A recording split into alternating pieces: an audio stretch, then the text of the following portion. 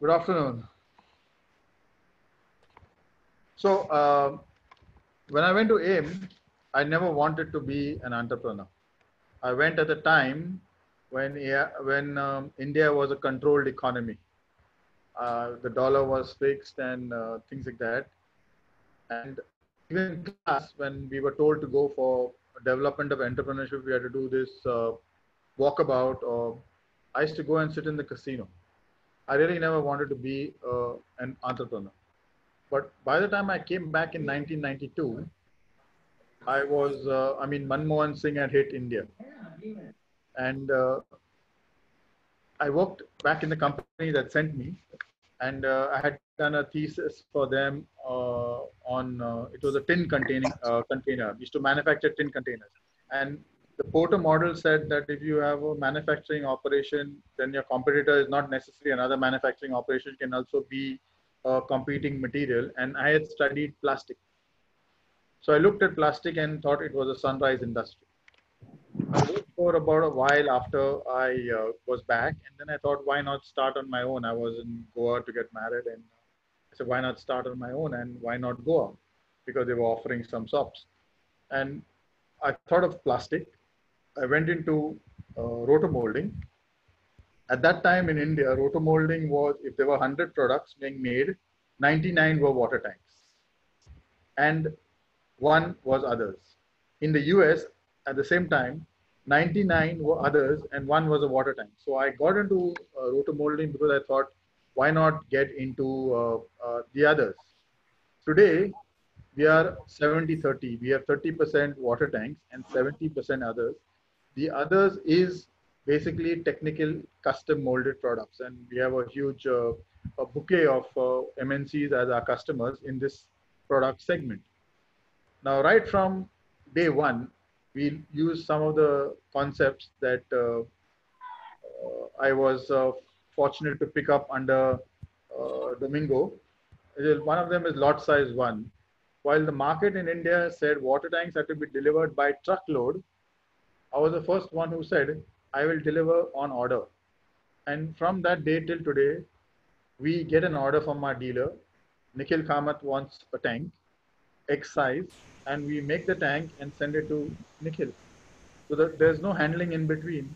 And it created a huge entry barrier to this particular, for this particular product. So I was delivering one and to my dealer. So he had a huge space constraint. So he couldn't buy tanks from everybody. He should just call me up and order. So that way we were able to.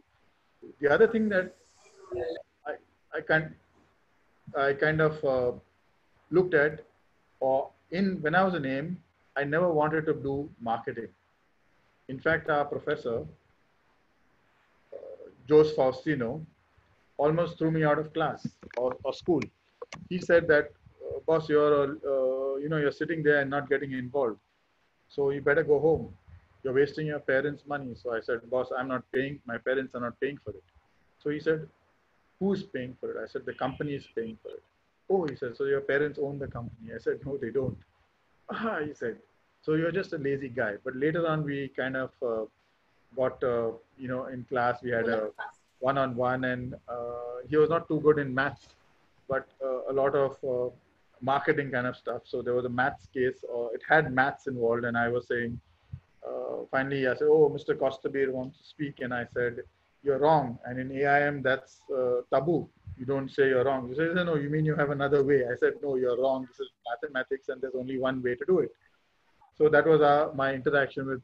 When I came back, I had to do something about the marketing for water tanks. It was a crowded market dominated by a major player called Syntex.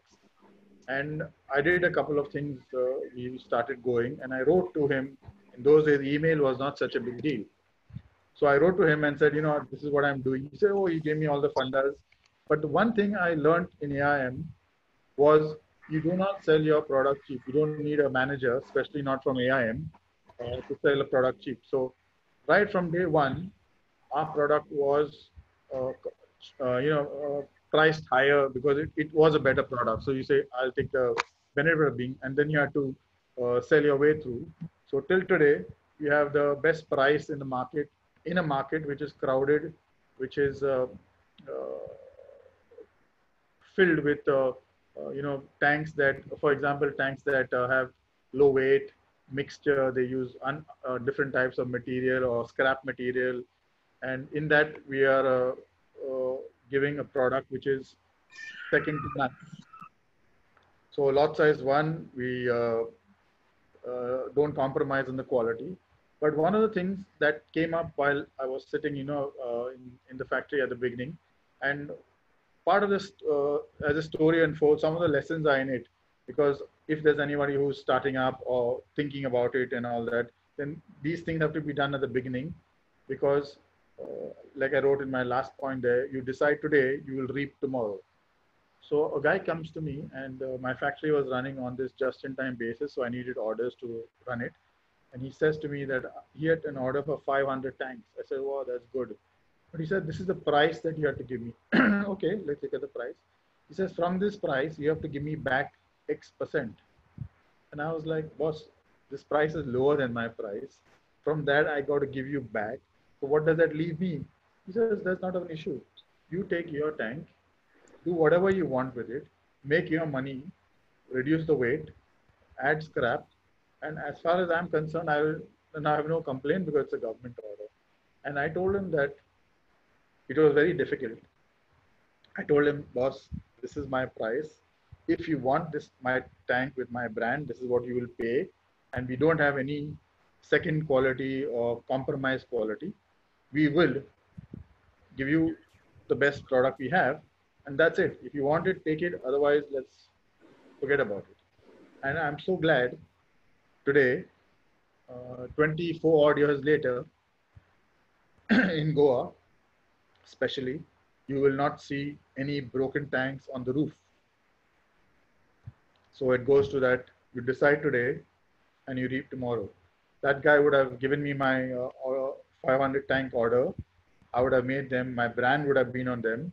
And later on, when the tanks deteriorated or cracked quickly, I would be the one responsible. AIM, by the way, has 3 cases on us, and choose a topic. It's on marketing, which I told you I never like to, I didn't want to do. But the first case is on entering a market, when a new entrant comes into the market. The second is when the market leader reacts, what happens. And the third is, what do you do going forward? And so those are the 3 cases that if you do come across them, they are on our company, Zarak. By the way, we are a Indo-French joint venture company. We started as a local company, and then we sold 51% to a French company. Basically get into the technical part of the business, or the technical type of orders, which are more complex than making ordinary water tanks. So where were we when COVID hit us?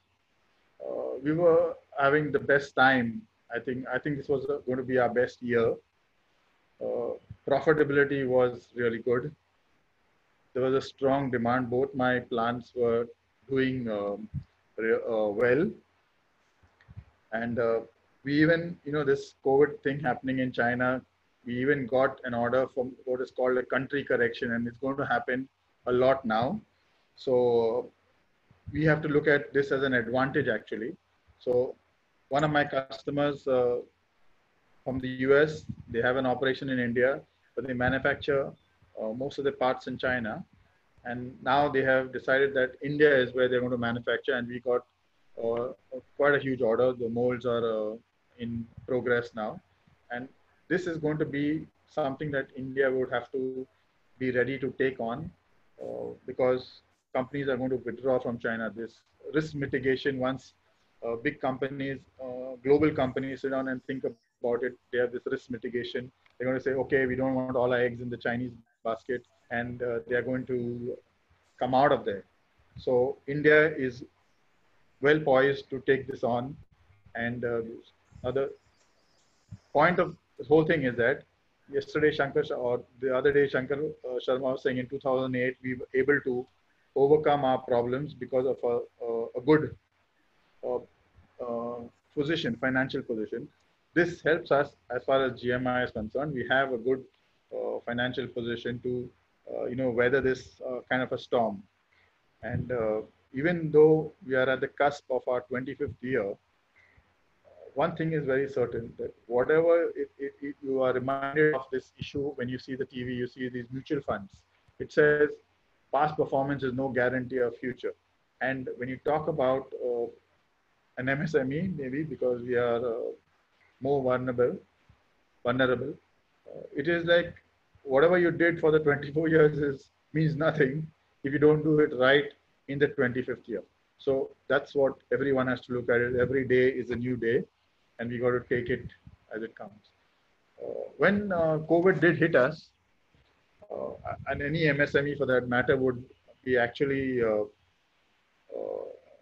in the same boat. It was March, the year end, and almost the last 10 days were gobbled up. We didn't have time for the usual year-end dressing. When I say year-end dressing, it is, sometimes MSMEs borrow money from A or B, and you're not supposed to. So year-end, you close it, the account, and then you roll it over, and all these things happen. Collections, you're going after in the last 10 days to try and get all your money in, close those accounts. All that is not only affected or didn't happen, but now when you go back, we expect to start on Monday in Goa. In Pune, we are not sure when we'll start, but in Goa, we're supposed to start. Every person is going to say, well, boss, we are all hit by this and we can't pay. So collections are going to have a serious effect going forward from here. The next, that was the last 10 days of March, but I'm looking at 45 days and counting for us. And this is going to be a problem for almost all MSMEs. There's no income. Now, the labor, the government has already said you got to pay up to the time of the lockdown. Most associations and everybody in the country is trying to get the government to change this. But as it stands, it says you got to pay not only labor, you got to pay your wage bill. That's it. No income. Now you got to go back when you start. Do you need to keep your people or do you need to let them go? Another thing is that a lot of companies would have migrant workforce which has gone back or trying to go back or basically affected. So they are going to take some time to get back into the thing. So even labor is going to be an issue going ahead after the lockdown is opened up. Transport is going to be an issue because trucks are like all over the place. And if you're in Goa, you are dependent on inward material coming in from everywhere. It's not around you, it has to come in. But the same would work for any place or anywhere because the trucks are stranded in different places. And it's going to be a while before they actually bring all the drivers back and move those trucks to their respective locations and things like that. So both raw material or finished goods or parts are going to be affected. And if you had material coming into the port, say on the 19th, the lockdown was on the 21st, which was started was a Sunday. If it came on the 19th, you can't clear it today, but they are going to charge you because it came before the lockdown. So it's silly, but that's the way it is. So all these kind of things are going to add cost. We fortunately had a consignment, 20-foot container come into the port on the 22nd. So we are saved of these charges, but another guy has come on the 19th and he's going to pay all the demurrage and whatever else he has to pay. And the fixed costs are real in the sense that you work or you don't work, you're going to have to pay. Everyone and his uncle is trying to get the government to reduce some of these fixed costs. One of the major ones is electricity, where you have demand charges, and there's no production, and so the government has effectively transferred their responsibility to businessmen. It's assumed that businessmen are supposed to pay because maybe they were earning all this time and now it's good enough. So you need to look at going to be an issue going forward for us and any other MSME that's around. Now, if we are going to operate, the safety first has to be uh, the, the criteria, because when we are operating in a factory, we worry about accidents. Now, COVID is an accident waiting to happen, and if it happens on your watch, in your company, in your place, then you're going to have to assume that all the liabilities that come with an accident are going to be coming to you. So the idea here is that you'll have to think of your balance. Do you operate because you're not sure whether your customers are around there, or do you say, wait, I'll wait for this to blow over a little bit more and then kind of go on, worrying about what are the costs of them. So you're basically going to have to not just go with the herd and say, okay, I'm opening because everybody's opening. You have to also see whether it suits you to open. Do you have the orders? Do you have the people? Otherwise, it would be better if you decide, oh, I'll just hang on for a while. The government has come out with guidelines for people to operate. Now, like any other guideline in India, we normally say, oh, but we'll just work and then we'll see. But in this case, as I said, it's safety first. You don't follow the guidelines, you are going to be in more trouble. So if you're operating, it's very important to follow the guidelines. Whatever they are keep gaps between shifts, make sure there is space between the workers, coming on their vehicles, only one on a bike, two in a car, things like that have to be followed. Hand washing, temperature checks, all this would be there, and we need to get into the habit of following now. It's not something that we can treat lightly. Now, is COVID one of, what I mean by this is that as a business, do you think that it happens only once in a way, or this is not going to happen again? Well, as far as we are concerned, we faced milder versions before. This one's what I would call a monster. But in 2000, I had gone to the US. My factory was running at 25% year-on-year growth, and in the 5 years that we had done. But when I returned after a month, the factory was actually shut. We remember we worked only to order, and there were no orders. So when I did a couple of calls, I went into the market, I realized that our biggest competitor, and he was the biggest in the country also, had simply reduced their prices by 33%.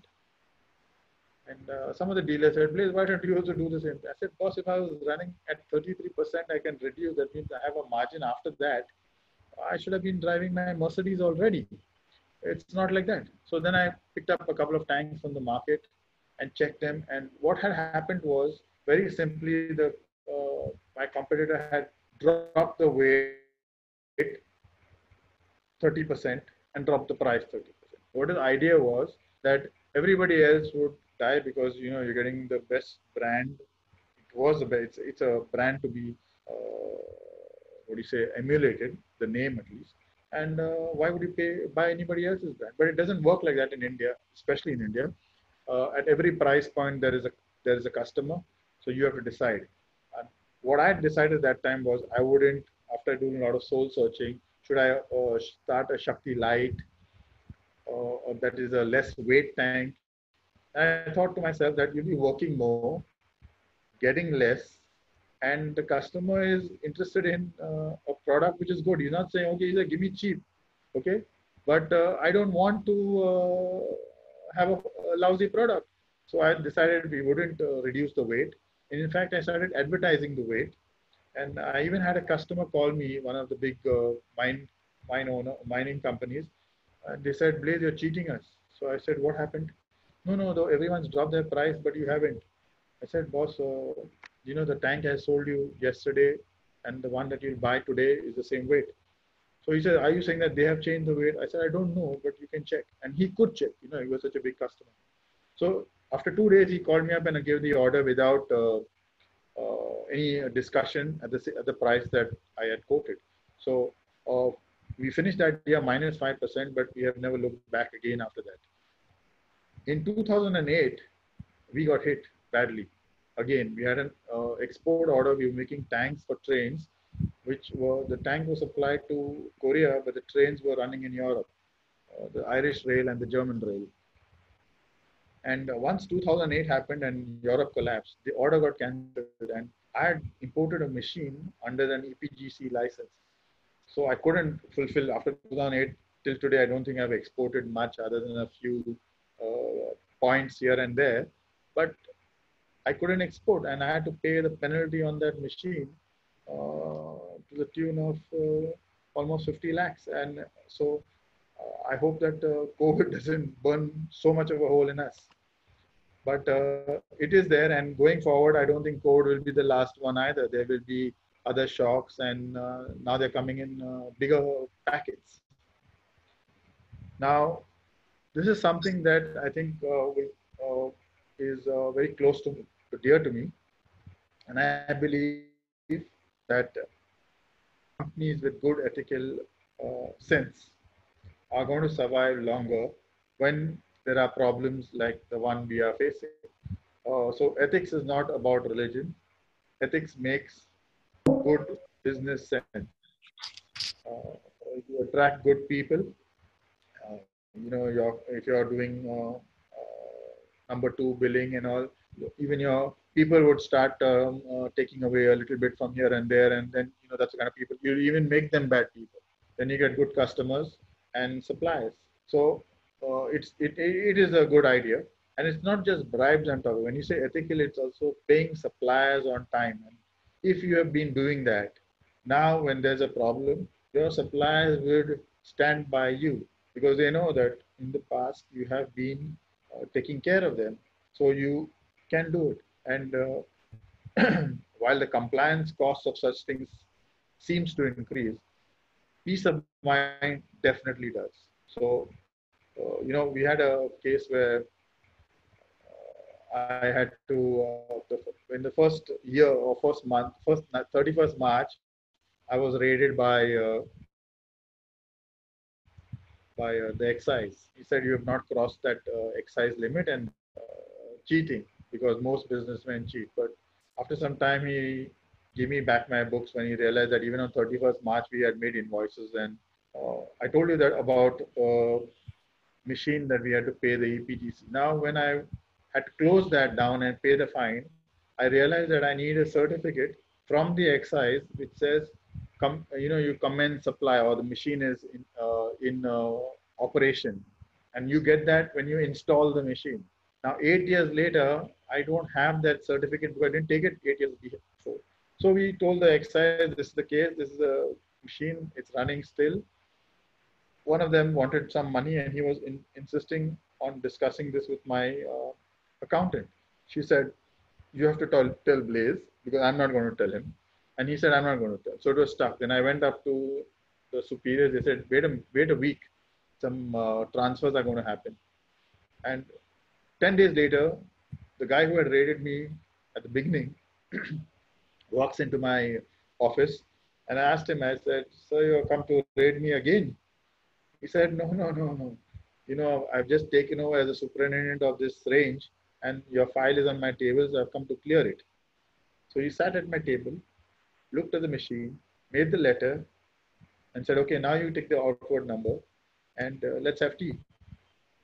So once you have a reputation for that, even the officers want to deal with you because they feel that, okay, cool, this, they say, see, ask him, I don't take anything, I'm a great guy. So it helps. And two, because there is no return on investment for every visit made by a government official, they stay away from you. There's no point in coming to this guy if he's not going to give it, because we just took a call that we would not pay, and whatever we do, we would do it properly. So that is something that I'm sure will hold us in good stead. And I'm sure that if anybody does look at it, they will have the same experience. Now, as far as COVID is concerned and government support, as an MSME, I'm saying that, and the fact that I'm interacting with the government, I am on the committee, forget it. There is no money. Shankar Sharma was very clear that this government does not have money, and there are no two ways about it. They're going to try to do something, but nothing's going to happen much, you know.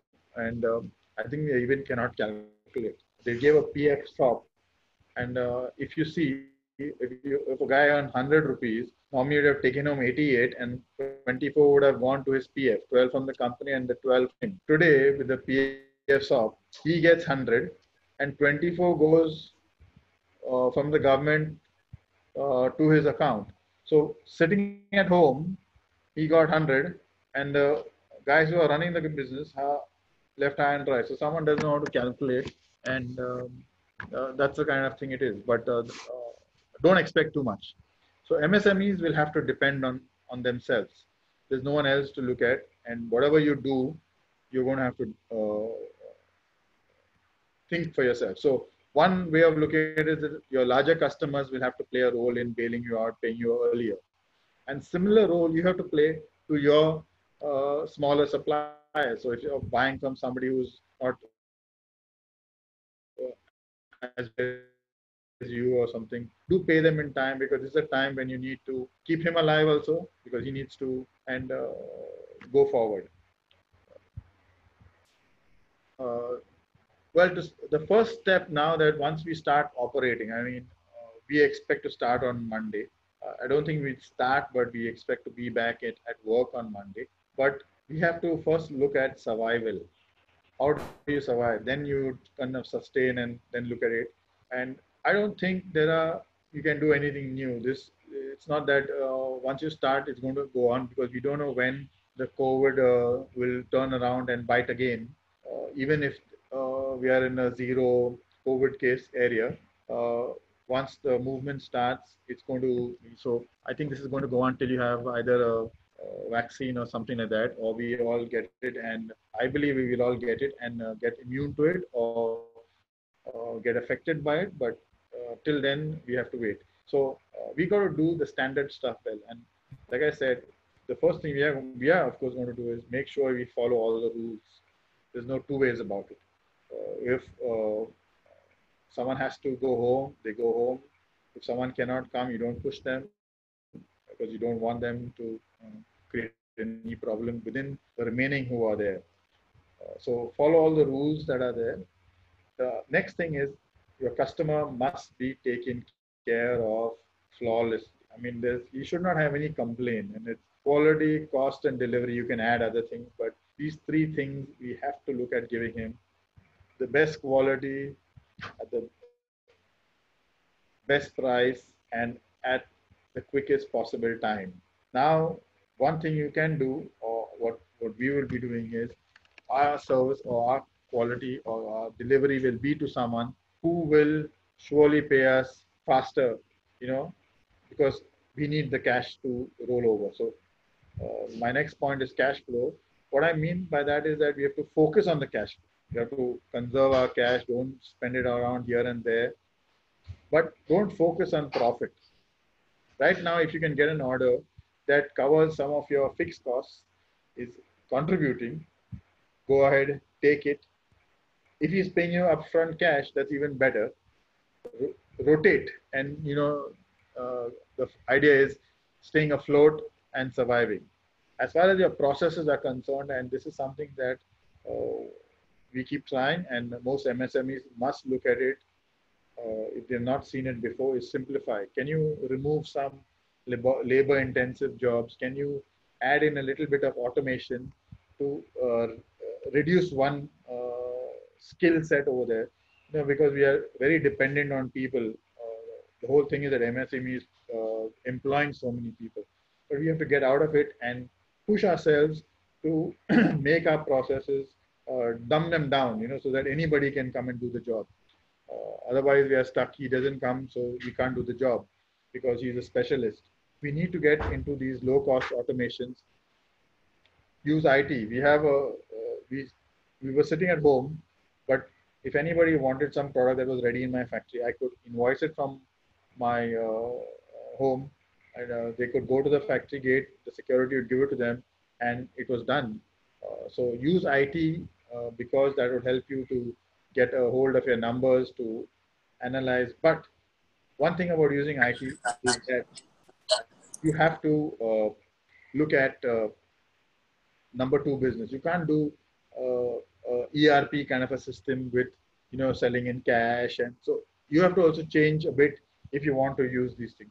And the last thing I would recommend to we are doing it and looking for ways to is Internet of Things. We saw some diesel. We don't have diesel. Why? Because someone forgot to check the diesel tanks. Now we have a small device in the tank, and once the diesel reaches a certain level, the purchase gets a message that okay, you got to refill the tank, and the process starts. So you remove someone going there and checking, and also remove the fact that in the third shift you might not have diesel because someone forgot to check. COVID and its thing is also going to give us an opportunity to make new products. So we have seen face shields coming up, some new things, even ventilators, of course, they're high end. But there will be also, apart from the products that are coming by way of shifting business from China to India, look at all these things. And the last thing I put down there is family support. Survive. A lot of MSME owners generally tend to keep everything internal, and at this time we are looking at a lot of pressure, cash flow, bank, EMIs, and government GST payments. So it would be good if the promoters discussed with his near and dear ones so that he kind of relieves himself and has someone to share it with, and that's going to be important because otherwise forget about COVID killing him, the stress will, so you have to look at it. I want to make one more point here because I remember when I said bank, keep your bank, you have to have our friends close and our enemies closer. I think we have to keep our bank even more close. One of the key ways that we piss off a bank is we don't give them the correct stock statement. We always try to manipulate a stock statement to match our thing. I think that is one way where it is unethical and it creates issues, because if the bank finds out and they know, the manager is going to get into trouble, so he'll put his pressure on you. Be open with the bank. They have to. They are now these days much more amenable and things like that. So let's give them that credit, and also we need them for support. There are a lot of packages coming now. So if you have a good relationship with your bank, you can, and the relationship is built by doing right things, proper stock statements, filing all your whatever they ask for, their statements and all. Just do it. So with that, I would say that I have leave the thing open. I think tomorrow is going to be different. I am very positive in the sense that even if we have this problem, we are quite resilient to take it on and come out stronger and better. And thank you. Thank you, Blaise. Just a few pointers. Anybody who wants to ask a question, please press the raise hand button. And after asking your question, please go on mute so that only the speaker will be there. So Natarajan Ramanathan, you go first. Hey, Blaise, it's so nice to hear you after a long time. And thanks for a wonderful talk, view on how MSMEs should talk. It is not a question really, but when you spoke about ethics, and on the small big point on ethics, I would like to share an experience. Long time back, I was dealing with a Japanese company, and it was about some aspect of the insurance policy. And I told them, why don't you, give us this, and we will give you the, we'll adjust the refund. Anyway, we had to give a refund. The accounts manager was very clear that this is a Japanese company. The way we will do it is, we will pay you whatever you want, but you have to give us whatever we want in return. No adjustment in between. We want to keep our accounts very clear. That's the way we operate. So whatever you spoke here struck a very, very big chord in me. Thank you so much. Venu, you go ahead. But the one with the name PM, kindly go on mute, sir. You're still in the queue. Venu, you can go ahead. Sir, I have two questions actually. One is like is more concerning with respect to remote working right now. Yeah. What we are trying to address is like work from home and everybody connecting from home. So how are we actually addressing this particular security concern? Because everybody, we know that the moment you are either connect from VPN or VDI, there are challenges there, security concerns with respect to how people will connect and what is the security leak out there is one. And second question is more generic. It's more versus your Shakti versus Syntex. So I don't know if I can actually raise that question right now. Go ahead, raise it. Sarji, okay, I'll come from my experience. When I was actually constructing my home, the first thing I went into the market was like everybody was trying to push Syntex into as a tank for my home, right? And then there was this hardware vendor to whom I went, and he's a very good friend of mine. So I asked him, boss, I know Syntex is the number one brand, but इसके अलावा कुछ और बताओ, क्योंकि I have two problems there because Syntex seems to have given me too many variations, and also that now there are so many forgeries that are coming out with Syntex. So all he said was, भाई कुछ भी कर ले, शक्ति ले ले, 25 साल का मैं गारंटी देता हूँ. How did that come into the market? So, like I please, Sanjeev, yeah. Can you bring your screen a little low because you can only see half your face? There you go. Thanks. So, I'll take your work from home question first. You see, when I discussed on using IT, and I mentioned that I could make an invoice from my home, and my customer can go to my factory and collect it if they had a pass or a permit in these days. So work from home is possible for some areas or some things we can do. For a manufacturing platform, at the end of the day, we have to be inside the factory. There's no two ways about it. I can look at it from here with my videos and whatever. I can see the place, but MSME, when I'm talking about, basically I was talking about from a point of view of a manufacturer. So you need to be in that. I mean, we are not in a stage where we can have totally automated factories where we can do everything from home. So I get that. Work from home would have certain reservations or certain limitations as far as manufacturing is concerned. So I'll leave it at that.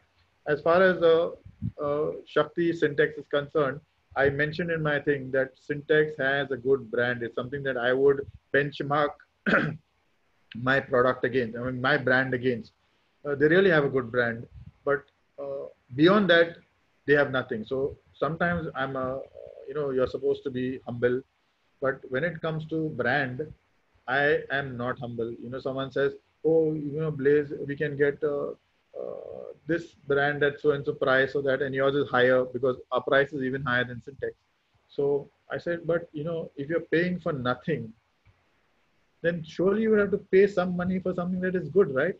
So, to that extent, I'm not very humble, or I'm arrogant when it comes, when someone compares my brand in that form. They say, oh, we are getting it cheaper there. I say, but you're paying for nothing because you compare my weight, you compare my quality, I don't mix, and the same kind of things that we use, we built on the Shakti brand, we also use for our OEM customers, and we have a wide range of OEM customers who use like Volvo, John Deere, Atlas Copco, Aman Apollo, Doosan, Ford, Godrej. So, it's carried over. You cannot have two attitudes. I told you about the weight, when they drop their weight. One of the things that went in my head was, if I have a lightweight, then my people in my factory will say, okay, ye chalta hai, you can give it to this. Now, in a manufacturing place where you cannot have two qualities, you cannot have a chalta hai quality and a excellence excellent quality. Then you're mixing the things. You cannot tell the worker, choose now, good, chalta hai, okay. So we decided not to go in for this weight loss and stuck to good quality, which at the end of the day pays. We are still here 24 years later, and my tanks also around. We don't have a problem with breakage. Manish Panchal. Yeah, hi Blaze. Manish. Good overview of your company. Thanks for that. And we could relate to a lot of MSMEs challenges. The question to you is if you can help us give an overview of what kind of financial assistance you are expecting in near future based on the commitments government, from state and center. If you can give two perspectives, what states are likely to do and what center is likely to do to assist financially the MSME sector. And second question is, basis of that answer, what are your expectations and gap? So, like I said, I'm not expecting anything. As far as Goa is concerned, because I'm connected and working with them, we just had a meeting. The categorical answer was the government cannot support industry. They cannot give anything. So I'm not sure what the center is going to do. But at the most, I believe the center will tell the banks, give more money, give working capital loan. Then it becomes a bank's headache. It's not the center's money. It's a bank's headache to give you money and try and recover it. The Shankar Sharma was very categorical when he said the banking sector is stressed. Now this is just going to add to it. They're going to have to be forcing money, or it will look like they will have to give money to all and sundry. Just one second, please. There may be no chance of getting it back. So as far as the central government is concerned, we know that PM Modi has said, please put in my PM fund cares, the fund, PM cares fund. So he doesn't have money to give you. The state, I don't know about any other state like Maharashtra or something, if they're going to do something, but Goa is not going to give anything. As far as the gap is concerned, like I said, you have to go back to your bank. One of the thoughts I did myself was initially I decided I would pay my installments, and then I thought, why do it anyway? It's not such a big end. We're at the fag end of our term loan, so we'll just hold that money and conserve the cash and see after 3 months, because the bank is willing to give me that money. So for me, I don't see at the moment an issue in my question was not purely from Shakti and your company point of view, but in general MSME, since you are also active in Goa Chambers of Commerce. So yeah, so like I said, it's sentiments of the MSME sector per se. The MSME sector is at the moment thrashed. I mean, this one thing that has put so much of pressure on the MSME sector is this announcement that you have to pay salary while in lockdown period, and that is something that has created a huge turmoil in MSME across the board. If you talk about Goa, everybody's talking about the same thing, and we are constantly saying, we've even represented to the state, because it's come from center, we can't go directly, but bigger organizations are going directly. The smaller ones are going through the state. I think Arvinder in Punjab has made his appeal. Goa is making an appeal. Please allow a minimum wage or something to be paid. Rest is negotiable. I don't see why a company has to pay someone who's getting 1 or 2 lakh rupees, a full 2 lakh rupees for doing nothing, and sitting at home. So that is definitely an issue, but it's going to take some time because it's a hit. Now we are in lockdown, you can't move, but people are still doing it. Now, what happens once it opens up, you have to see. MSME, you have to deal with the bank. So what is your relationship with the bank is you're going to need their support. Right. I've shared with you an invitation for Monday. There's a call with Mr. Gadkari. I've shared with you. You can join in on Monday afternoon. Do share your views. Yeah. My pleasure. Pramurto, you can go next.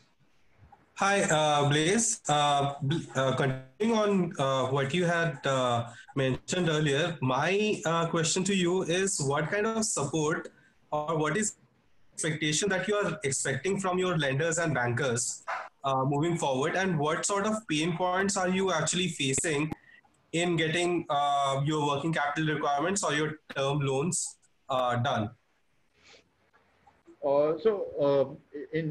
For me, I don't have any pay point as far as my bank is concerned. I'm going to get it. If I need more money, I will get it. Right now, I'm not asking for more money, but if I need, I'll get. Like I said, I was on a good wicket coming into COVID, which was a little different from the overall economy. I couldn't understand it myself, but we were on a good wicket. So that has helped. As far as general MSME is concerned, this is going to be an issue. But State Bank, which is on the same committee that I am, has said they have put 3,000 crores on the table and they are willing to fund and support MSME. So I'm expecting that, with the pressure from the top and the pressure from the bottom, they will be a bit liberal and support the MSME and fund it, because that is going to be an issue going forward with this lockdown. And we don't know whether this is the only 45 days are going to be locked out or there's another tranche coming up in the near future. Prerit Sood. Very good afternoon, Mr. Blaze. Thank you, Nikhil. So I saw your presentation. You did share about your experiences as an entrepreneur. Since your staunch competitor had been Syntex, I just had one query. Syntex over the last 2-3 years basically is not doing well. It diversified into Syntex Industries and Plastics. So there are a lot of things in the media that they defaulted on bank loans and all.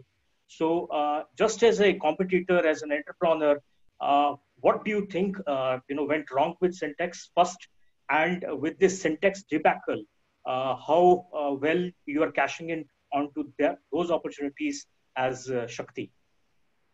As far as I only compete with Syntex in the water tank segment. Okay. And in Goa, I'm the number one. So they were competing with me, and it's a matter of pride for me to say. But they were not in the technical space. Where we do technical parts, they're not there. They do more mass production and things like that. But they are the biggest guys, and unfortunately, I think they did not stick to the knitting. They went into all sorts of things and seem to have paid the price. So today, when you see a Syntex tank, you're not sure it is coming from Syntex or somebody who's using their name and just making it and selling it. So you also have to be careful. But as a company, they have let down their fans for sure. And according to me, the only reason is because they went into too many things and spread themselves thin. They were the original, you can say, plastic guys. They could have done something better, but they went all over. I think now they're selling all their investments and trying to make some cash. This COVID is going to put that back a bit. It's not already back. Okay. And if you're saying in Goa market, you were the market leader. So with Syntex, totally gone off the shelf, I think you would have enhanced that wicket further. Yeah. But beyond Goa, I'm just asking, see, like. No. So just a minute. My tank market is only Goa. One of the reasons was outside Goa, you had to sell without bill and all, and not interested. And outside, I supply all over, but it's only industrial, customized technical parts that I work outside. That's my focus area. I started with tanks. Okay. Got it. Yeah, Thank you. Vinay Singh, can you go on mute, please? Can you go on mute? I think there are any more questions?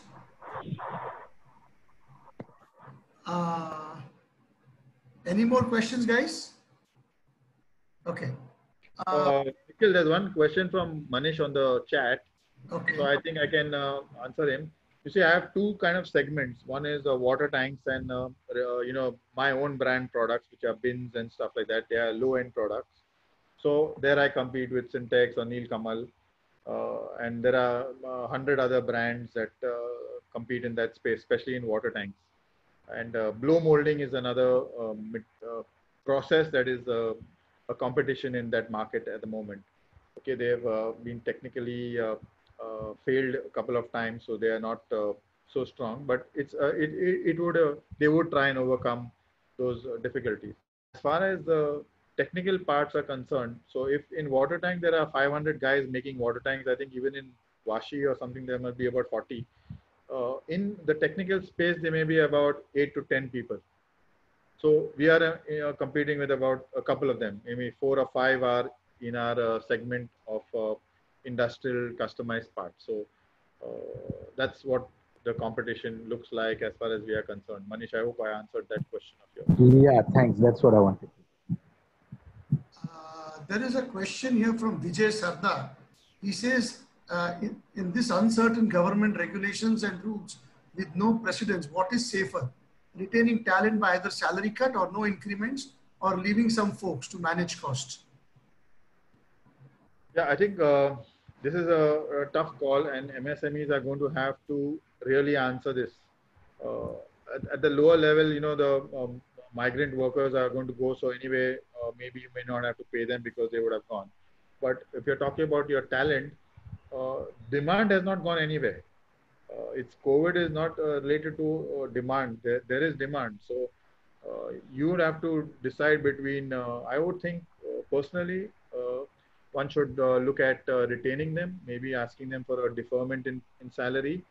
You give me a break today and we make it up sometime later, something like that.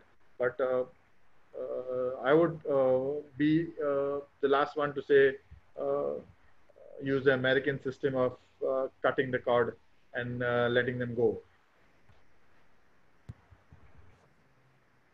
There is one more question from Darshan. He says, any thoughts on larger use of recycled green plastics beyond water tanks, especially to get out of single-use plastics? Yeah. So plastic by itself is, when like I was once developing a vermicomposter, and I got in touch with the Greens. And then this lady who was there, she's a journalist, and she said, "Oh, you are a plastics manufacturer. You cannot deal with a environmental company." And I asked her why. She said, because plastic is damaging the environment.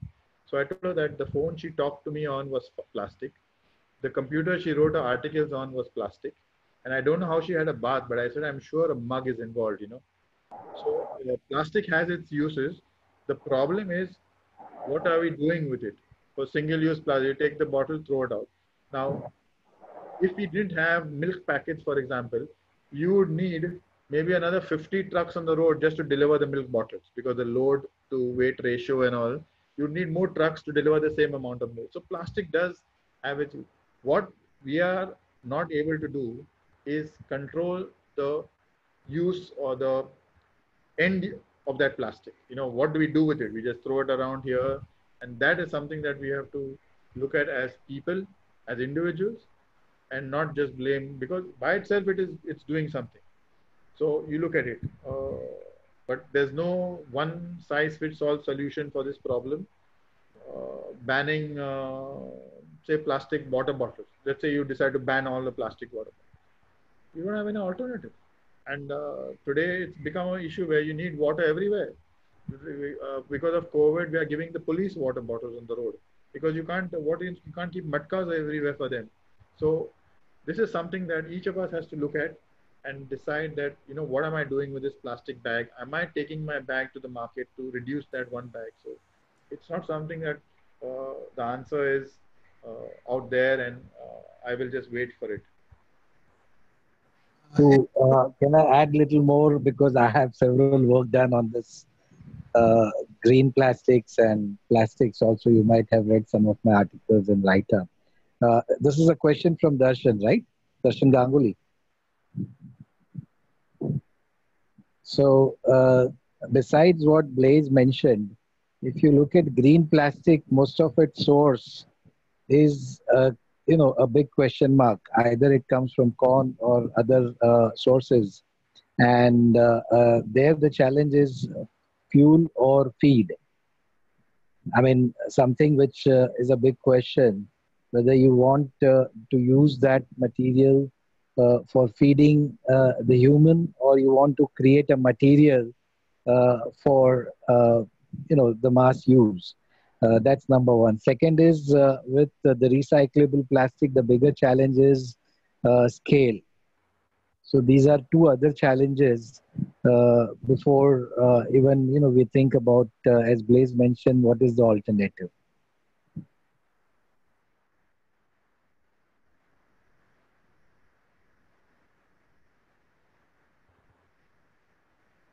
Okay. Any other questions? Fine. Nikhil, I have one question. Okay. Saji, the way I'm looking at it is like the world is going into a situation wherein they are trying to cut on the China products. Okay. Yeah. Do we see that from an MSME's perspective? Do we see that this can actually really benefit India on the manufacturing unit or otherwise? Well, I believe it can. Even at forget about somebody moving from China to India, their manufacturing. I have seen talk at let's say the CII, where they are talking about asking, what are we doing by buying these parts from China and bringing them here and selling them? Can't we make it ourselves? And so there is a realization internally, the guys who are buying and selling. Mm-hmm. Internally, IFBF started making their air conditioners in Goa. They used to earlier buy it in China and then brand it IFB and sell it. So it is happening. And other than that, even other parts of the world are thinking about it. But can we take advantage of it is another question. It's going to be there, but Vietnam is going to compete with us. Someone else is going to compete. Thailand is going to compete with us. I understand the competition part of it, but given the infrastructure that we have, more than the infrastructure, the red tape that we have. Okay, a bureaucracy or the red tape that we have. Do we think that if there is some kind of liberalization of that, or otherwise, can we actually achieve that? Because there are too many articles out there in the market. It claims that this. Yeah, I won't say argue with you on this, but let's say in this same committee that I'm working to revive the economy in Goa, we are talking about, we are not expecting to get any money from the government, but what we are trying to do is get ease of doing business through, making the files clear faster, things happen automatically. So we thought that we'd use this COVID situation to take 2 steps forward. Then when they realize they might take 1 back, but we'll be still 1 ahead. That kind of thing. And that would help us in doing this. Okay. Blaise, I can, your presentation has a specific resonance with me because even I have a small scale industry, and the ethos what you are following, my dad also has taught me the same thing. And sometimes it becomes difficult not to handle the government offices in the way we have to handle. But sometimes once you start doing it, your reputation precedes you everywhere. So a very nice presentation, very simple, very lucid. And I hope that now with unemployment coming up, all these finance bigwigs will think of SMEs as an enterprise, and your presentation will be an eye-opener for them. Because I really feel that India requires more and more entrepreneurs than investment bankers. So on that note, thank you so much and God bless. Okay, guys. All for coming. Nice to have been on this thing, and thanks, Nikhil, for this opportunity. Welcome. Bye. Bye. Thank you. Bye-bye. Thank you.